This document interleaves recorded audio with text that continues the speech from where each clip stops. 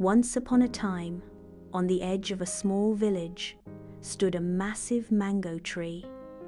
On this tree lived a giant pigeon named Raja Kabootar.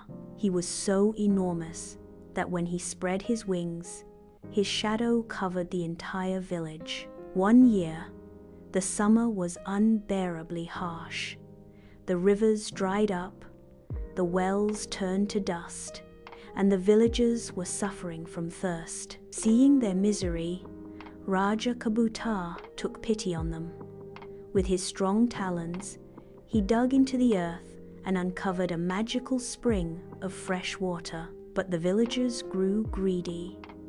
They plucked every single mango from the tree and tried to hoard all the water for themselves. Angered by their selfishness, Raja Kabootar flapped his mighty wings, creating a powerful gust of wind that shook the tree. All the remaining mangoes fell to the ground, and the water began flowing freely again.